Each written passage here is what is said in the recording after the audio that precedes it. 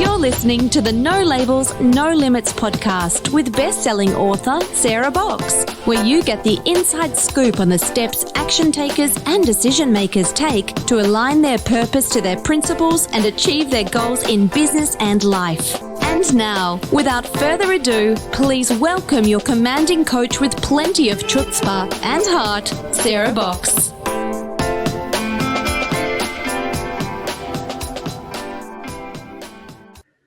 Hi there, this is Sarah, your host, and I want to thank you so much for downloading this episode of the No Labels, No Limits podcast. As you know, it's a podcast all about shedding our limiting labels and beliefs so that we can lead fulfilling, meaningful, and purpose-filled lives. And I believe without a doubt, we are actually each capable of more than we imagine when we live without labels or limits.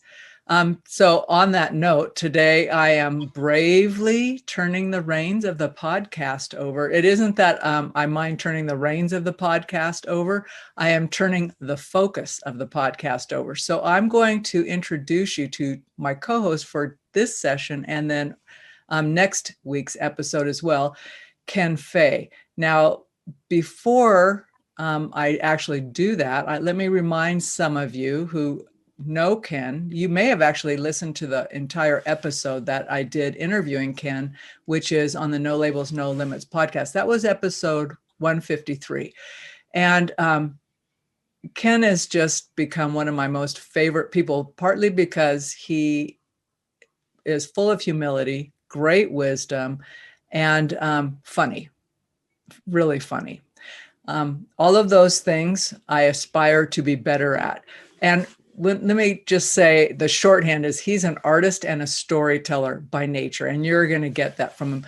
But professionally, he's also an award-winning writer, director, and producer for network, corporate, technology, and nonprofits, as well as healthcare and commercial clients. And then recently, Ken and I had so much fun, and we just wrapped up a 6-week workshop for nonprofits called Heart-Centered Storytelling for Donor Engagement. And that was super powerful and really surprising in the best of all possible definitions of the word surprising. But anyway, without taking the reins away from Ken too much longer. It was his idea a couple of months back. He may have only been joking, I don't know, but he said that we should flip the switch and he should interview me. And I said, sure. And then, that was a couple months ago. So here we are today. And for this week and next, Ken is going to be at the helm and I will be his interviewee. So welcome, Ken. It's always fun. It's a pleasure to hang out with you. And I know we're going to have some fun today.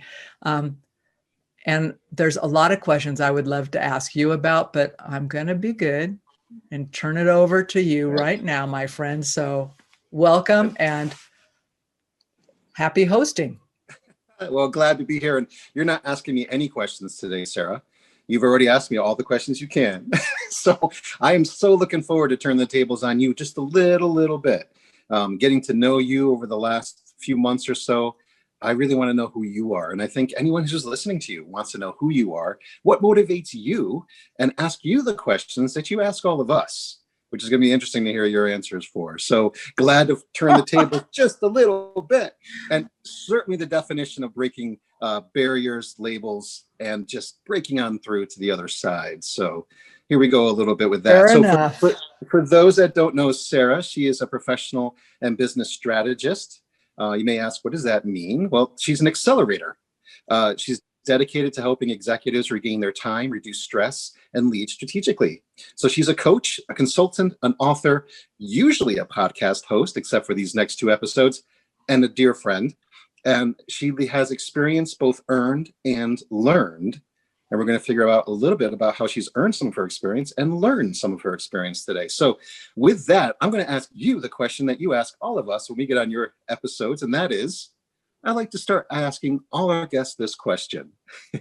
Is there something that you do every day that keeps your vision focused, that moves you towards your vision?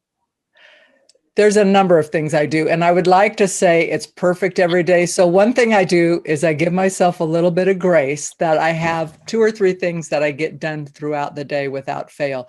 But I always try to start my day in quiet. I get up, I get back in bed. I'm going to tell you the truth. I don't get up and leave the room because it's cold. So I get up, I go get a cup of coffee, I leave the lights out. I bring my husband coffee. Sometimes he's not even up, but I leave it there because that's just what a good pal does. And I sit in the quiet and I reflect. First, I just start by saying, thanks, I'm awake, and then I just reflect, like, what do I get to do today? And it's so funny that I do this on the weekends too. This isn't just like a business day focus.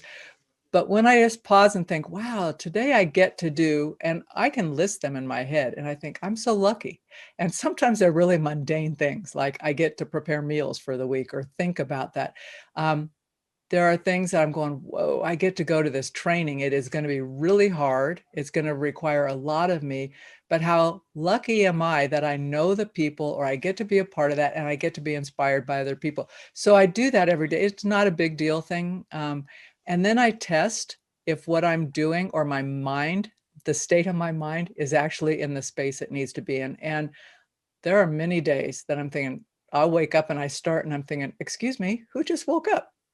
You're a little cranky pants. So let's reframe. Let's start by doing some gratitude. And I will say I have these internal dialogues with myself all the time. Sometimes they're out loud. Usually I try to do that when no one's around, so people don't think I'm actually speaking to them. But I do that every day. And then after I've been up for a little bit and it's the sun's up, and I live where it's fairly rural. So depending on the time of the year, I do like a little daylight because we have some bobcats that have been seen. Well, actually, my husband said they're not bobcats, they're mountain lions in our neighborhood. And we have coyotes. Coyotes aren't a big deal. The bobcat's a little concerning to me because I walk with the dog. So, I test those things, but I will walk at least 2 miles a day. And I do that rain or shine. And those are my non-negotiables, that I starting, and the rest, because I plan my week to the best that you can plan anything.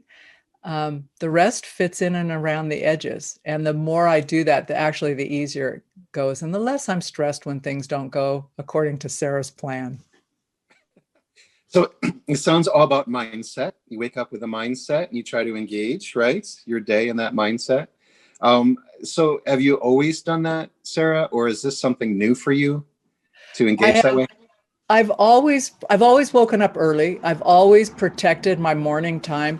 And I think that comes when I was a kid, like living at home, 5 or 6 or whatever, my mom would get up early. And I realize now as an adult, that was her saving grace, right? She's like the only time she didn't have 6 or 7 of us talking to her, wanting something from her.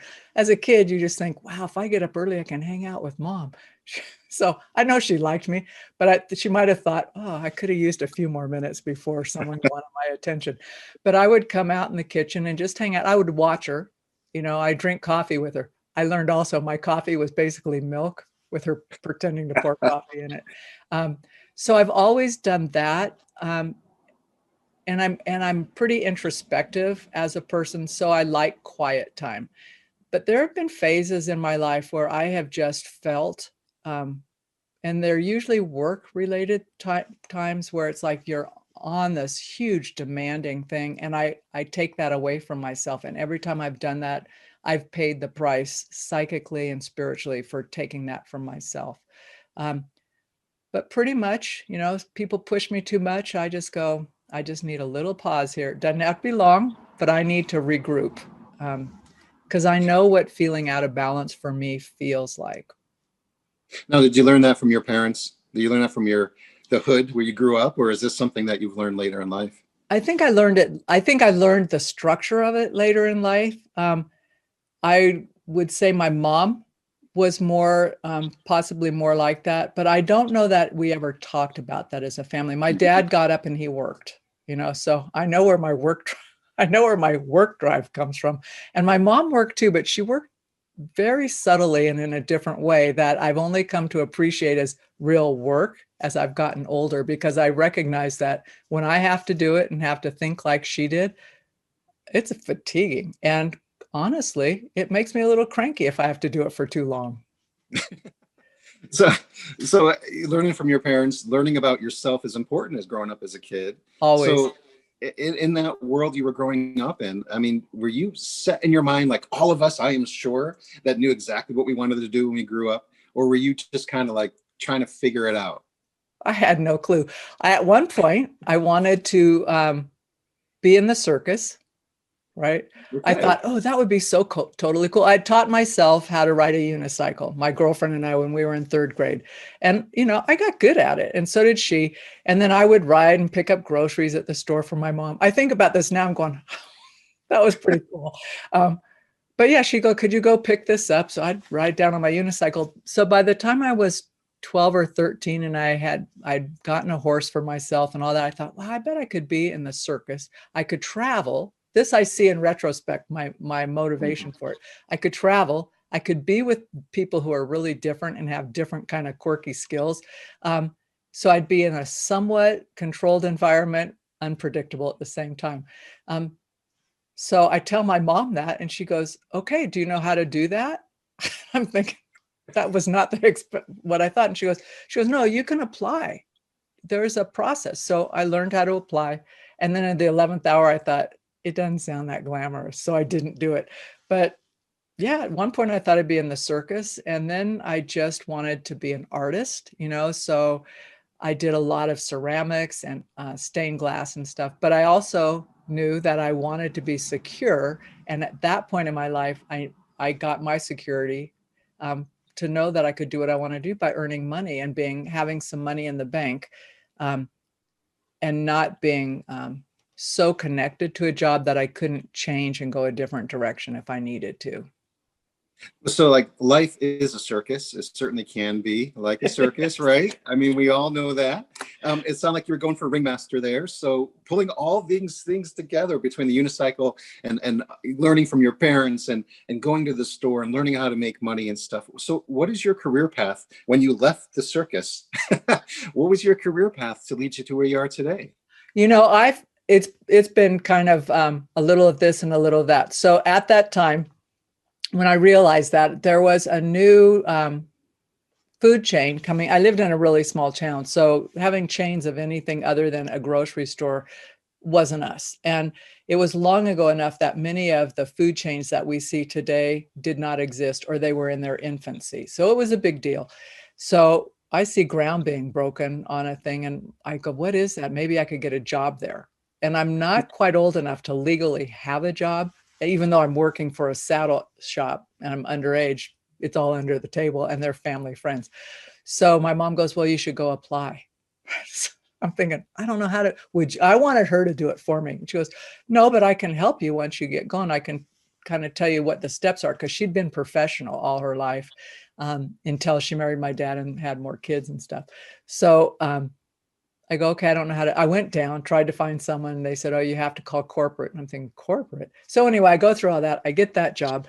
And I think that I went there to be like just someone who worked the floor. And I hadn't been there very long. And this is what retrospect and backwards thinking helps you do. I thought I was really old. My boss, not the owner, but my boss, who was the manager, was 2 years older than I was. But I thought she was just like everything. She was so together. And, but she kept pushing me. I'd say, well, this is, no, she goes, no, you're going to learn how to do this. And you're going to, so I've always had people who said, even though I thought I could do X, they said, well, you're going to do X and Y and Z. And then when the owner, the manager, finally says, I don't know why you don't learn the back end of this as well. So I'm 17 or 18 at this point. And I said, I don't know what that looks like. It looks like learning how to do the books, close us out, know what we made, know what, what things are, learn how to order. So he taught me all of that stuff. And the lesson is, Ken, when people offer to grow you, the answer is yes, So I would say to my mom, what do you think? And she goes, well, what's the downside? I'm going, oh yeah, good question, right? I'm certainly going to be more valuable.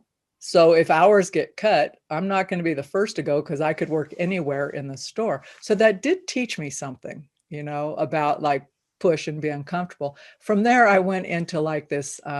So that was like food service and then back end management of it. And I did that for probably 3 years. And then I moved and I worked for this specialty. This was totally cool, but I was again way in over my head. So a girlfriend of mine said, "Hey, we have an opening." Actually, she didn't, because I didn't know her yet. There was an opening. I told my younger sister, I said, "I'm leaving this job. I need to move. I want to be down where you are." And she goes, "Well, there's a new store opening here, and it's a specialty food store."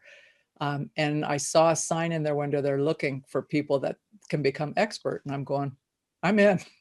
What the heck? So I go down. It's a cheese store. And this was before they were in vogue. And it's in this tourist town, beautiful. And it's a really great store. And this is their second store. So these guys are not novices, and they have over 300 kinds of cheeses. And I go for an interview, and the owner and his wife, co-owners, asked me like, "Oh, so do you know much about cheese?" And I said, I know cheddar and Monterey Jack and American Rye. Those don't even qualify in their world as real cheeses." So anyway, I learned all 300 cheeses. And as soon as I was a little bit closer to legal age, he taught us all the beers and wine they sold that went with what. But honestly, Ken, I just said, sure, I'll do it. And so I did that. And then I moved and I learned how to do the back end of warehousing and logistics. I moved to San Diego and I worked in the warehousing for Safeway stores. And we were responsible for getting the groceries and the meat and all the fresh produce out. And that was so fascinating. So all of these things have mishmashed. And when I knew I needed to leave there, I thought, well, what am I going to do? I want to go back up where I had been working, but now I'm used to corporate and business. I really don't want to go back to what I was doing. So I started a wallpapering company that I ran. So, I've had a little of this and a little of that. And I did that. And then I started teaching women's self-defense and empowerment. And many of these things I was doing simultaneous, but there is an overlap here in the sense that all of it was about figuring out how to do something and then doing it and getting mentors and people along the way who believed in me and who would teach me. And important. It was important, but none of them said you can't do it. And that when I reflect back on that, nobody said, well, we're not sure you can do this, or you're not the best person for it. They said, okay, let's go. Now, did you search these people out, or they just happened to come in front of you? Well, no, or is a mindset I was lucky. No, I think they came to me when I showed up at 100% of who I was, so I didn't get faulted for not having the skills. So for instance, what did I know about shipping and receiving? Zippo. Other than that, I had been receiving shipments when I was working in the fast food, right? I would receive the inventory, make sure I knew that much. But this was a union shop. That wasn't going to be my job. My job was going to be more on did we get what we said? Are the truckers coming in on time? Am I working with dispatch, right? None of this I knew. It was all a new language. Oh, and by the way, sometimes you might have to interact with all of the folks going in and out of the coolers. And by the way, they're union and you are not. And so you're almost like invisible. So I learned all of this stuff. And, but my boss told me straight out, he said, I know I had to hire you in at this level, but I'm moving you right now. We're moving you up. And corporate does not have a name for where I'm moving you, but we're going to create it. And I thought he was joking. I was supposed to be his assistant. He says, it does me no good if you're my assistant. I can't leave here and leave it to an assistant. I need to leave it to someone who knows how to run it. And I'm thinking, okay. I figured it would never happen, but it did within a year. He said, I'm taking off and you, and then the night manager flipping roles. He's really in charge, but you're in charge of the night crew. And the night crew is where all the work happened. I was just a bit terrified because I'm 25 years old and everybody is there at least 10 to 15 years older than I am. And I'm like the new kid. So yeah, he pushed me quite a bit, but boy, did I learn a lot. And really worked with a ton of great people. It sounds like, you were in this track. I mean, I'm surprised you're not the CEO of a food corporation right now at this point. But so how does this all figure into nonprofits and where you're at today? That's interesting. When I was teaching the self-defense and empowerment, someone had asked me that, I was in my local area, which at that time was the Monterey Bay Area, and I was traveling to New York. I was teaching some in New York City. Another story, but a great time. And this gal called and she said, could you teach up here? Well, teaching, it wasn't that simple. It was like you had to bring a team. We had to come in for a fair amount of time.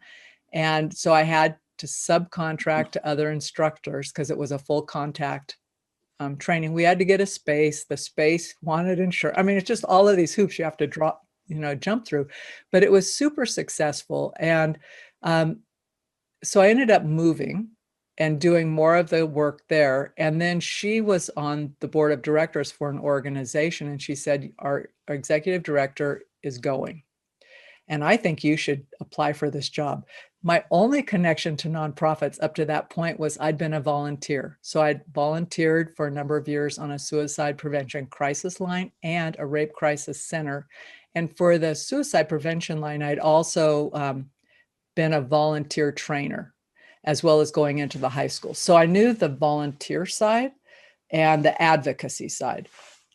Way different than being an executive director and the dollar side. So I said, well, I don't have the experience. She goes, no, but I think you have what it takes. I'm okay. You've heard that before. I have, but she, if I think I'm good at convincing something of someone, I have never met a woman who was more like, she would just look at you and all of a sudden you're doing it. I'm going, I don't know how I did it. But, she said she was going to be there to back me up. And to her credit, she was, and she knew what she was talking about. She knew the people that she was introducing me to. And she knew the connection because the mission of the nonprofit was in alignment with the work I'd been doing. So it was really learning a different industry versus a different purpose. Right. It was still about empowerment. It was focused on young kids and their safety and abuse and, child protection kinds of things. But it totally fit with what I was doing. So I will be forever grateful for that push, because had that push not happened, I would never be married today. I never would have met my husband. And I don't think she knows that. But I mean, this, you can say yes and it turns one way or the other. And wow. Life happens, turns on a dime. It does. It does. It has certainly for you as well. I mean, look at that. So, working in the nonprofit world, this tends to be a little bit more heart-centered, right? I mean, you're doing it for a cause and a reason. And you, as you said, you're working with families that may be in need or have gone through traumatic events. So that certainly takes a psychological hit on you with that. So having gone through the world of all the food and warehousing and running that then to a nonprofit angle with hearts and minds, where does that leave you? What has been some of the repercussions on you then and where you're at now? How has that kind of come into your psyche? Interesting question. You know what? They aren't so different as you would imagine because, okay, think about who do you work with anywhere you are, right? You're working with other people. Who are those people? They're often parents. They're often siblings. They're always children, right? They're somebody's kid, whether their parents in the picture or not, right? So everybody can relate at some level to kids. So for me, and when like I did not do, well, I did at the first nonprofit I worked at. I did do some of the frontline services, but as the executive director, the weight fell on me of making sure that the board had what they needed and the dollars were coming in the door so we could do our mission. And so I was able to step back, except for some of the teaching piece, and really focus on creating the network and the supports that we needed, and then making sure the board had what it needed so that we would be sustainable as an organization. And the first nonprofit was much smaller. And then one of my board members on that actually asked me to apply to be an executive director on a different nonprofit, which was at least 10 times bigger. Because I remember telling her, I says, I saw the budget. I knew what it was. I knew what they were looking for. I says, okay, everything's 10 times bigger there. I've only been at this job like 2 years. I do not think I've got what you need right now. And she goes, this was also brilliant advice. She goes, I just want you to know one thing. It's only numbers. It's just zeros. And I said, what? And she goes, you do a budget for $100,000. You do a budget for $1 million. The only difference is a couple of zeros. It's the same principle. People are people. And I'm thinking, okay, I'll apply. So I did. I got it. But the people part for me, I've always been really empathetic. I think that's the piece, Ken. So I've always connected with people in a certain way. I'm not sure I would have had the words to say that. So the work of the nonprofit for me is less, it's not like painful heart-wise, knowing what's out in the world. It's painful knowing when people don't bother trying to work to solve it. That part's harder to me. It's really hard to see people who get their egos in the way and they say, well, I don't like that organization, so we're not going to partner with them. Or I don't like their executive director or one of their board members. And I'm thinking, but because you can't get past that, this amazing thing isn't going to happen. And if the amazing thing isn't going to happen, resources are going to be wasted, and worse off, kids and families aren't going to get a chance to have their lives improved or impacted, or give them a chance to step up and turn something that with just a little help would be a huge blossom and something magical for them. It sounds like, yeah, there's so many parts and pieces to this, right? I mean, it's a stage. It's a huge amount of parts and pieces and players. Well, with all that though, what would you say would be the 2 or 3 things to this point in your career that you're really taking forward with you? We heard about your parents. That's powerful stuff, and never giving up. But what are those 2 or 3 things that you would say to someone out there who's trying to break that barrier, who's trying not to be labeled, right? Who's trying to break through? What have you learned that you would share? Always test your assumptions. So sometimes you think you're being labeled and it's just somebody's personality. Maybe they're just really rough around the edges. And in fact, you may be being pigeonholed, right? But you want to test it, because you can go off down a whole rabbit trail where all you're looking for is evidence that you've been wronged. And it's easy to find when that's what you're looking for. So test your assumptions. Also, to think about, instead of saying, what is the problem here? Things have shifted the minute I've worked with people or in my own life when I say, hey, what does this make possible, right? Like because of this, what's now possible? So Ken, and a great example is, because I met you, what's possible? I think I told you shortly after we met, I said, I think I've got some ideas cooking. I'm not going to talk to you about them yet, because I might not want to share them, right? That might not happen. But to think about what's possible, what might I be able to do to help this person? Or even if it's not our organization, or I'm not the person ultimately going to be connected. So test your assumptions, think about what's possible. And then for me in my own life, I will say that where I have gotten the biggest changes the fastest is when I've asked for help or feedback, or both. And it's not easy. Folks who know me, that's not the first thing I say is, okay, what would you do to improve this? I've learned to say that over the years, and I actually mean it. But when I first started saying that years ago, it's like, okay, what could I do to improve this? Say nothing, don't tell me anything's wrong, because I'm going to really be shattered, right? So, but honestly, it's great to get a mentor or someone who will just stand back. And, I meet weekly with my online business manager, and we meet via Zoom. So I can watch her face, and I'll say, okay, I'm thinking about this. And all of a sudden I'll go, and I'm guessing you have a different thought, right? And she doesn't react, but she comes at things very differently than I do. And I so appreciate that, because she'll just say, well, what if, okay, I see that, but I'm unclear about this. So I just think those, like test your assumptions, get feedback. I always think you should push yourself a little further than you think you can also. So those are kind of the things I take going forward, Ken. Are you done? Because I'm going to take back control for just a minute. Yep. Okay. Yep. So all yours. Everybody listening, Ken, first, let me just say you're a natural at this. So how fun to be interviewed by you and to get to hang out with you.